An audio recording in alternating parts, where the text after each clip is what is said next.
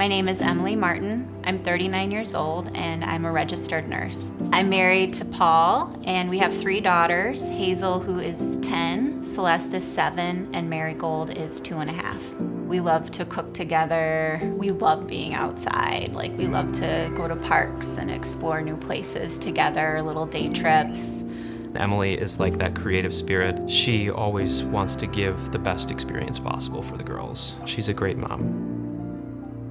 I was very healthy. I cook healthy. I'm active physically. Just try to take care of myself. And I had noticed some palpitations in my heart, but otherwise I was totally normal, healthy human. The doctor said, your rhythm is really scary to you as a nurse, but this is not something that will ever lead to a cardiac arrest. And that's when I had my incident. It was a beautiful, sunny summer morning. The neighbor kids came over to play like they usually do.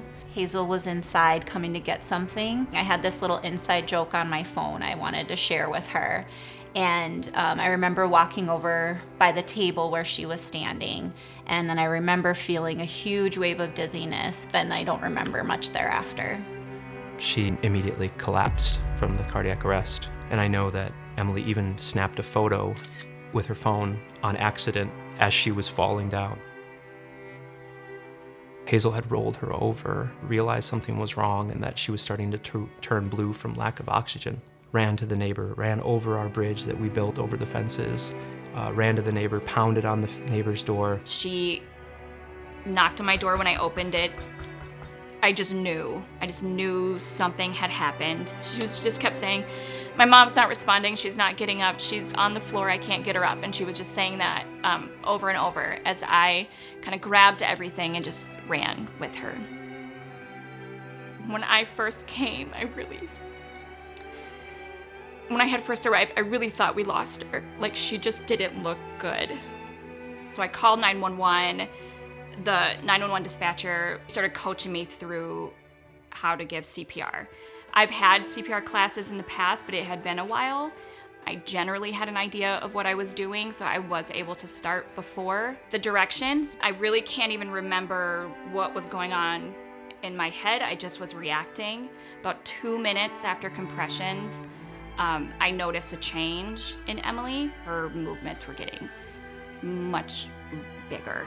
After the EMT came, I was able to focus on the kids and make sure they were okay because they were not doing well.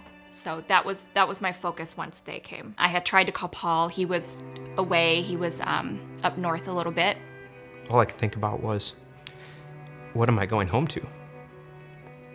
I still had an hour to drive, and it was probably one of the hardest hours of my life. Not knowing if our girls were gonna have a mom, I felt like I needed to be back because I didn't know if I was gonna be able to talk to her ever again. When I got to the hospital, Emily was in the ER and she was recovering. I didn't know about any of the details of the event other than the fact that I saw Emily and she was okay, and that's all that mattered. I stayed in the hospital for almost a week while they ran tests and tried to figure out exactly what happened, why it happened. Cardiologists were pretty stumped by my case. I do have a defibrillator placed. It's internal, so if anything were ever to change or to happen again, that's sort of my insurance policy at this point. She has this awareness of mortality from this experience and how close she was to maybe not being here. It also hyper-focuses you to what really matters in life. And for me, that's my family. My kids is why I'm here. I just want to be here for them. Having the class and learning how to do CPR prior to this incident was very helpful.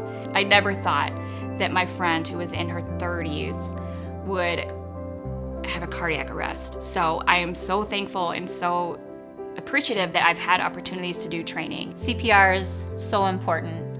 It saves lives. It saved my life. and it saved the quality of my life. That's why the work of the American Heart Association is so important, to spread the word and train individuals on how to do it. I appreciate the AHA and that they support and empower people. They push to have more people exposed to CPR because it's an incredible life-saving technique that we need everyone to be comfortable to do. Before this event, I never would ever think that I would be a person that could do that. You just never know when something like this could happen, and to be prepared is so necessary. Kat was like a superhero. It's like beyond words what she did that day. What she did saved Emily's life, and we're forever indebted to her for that.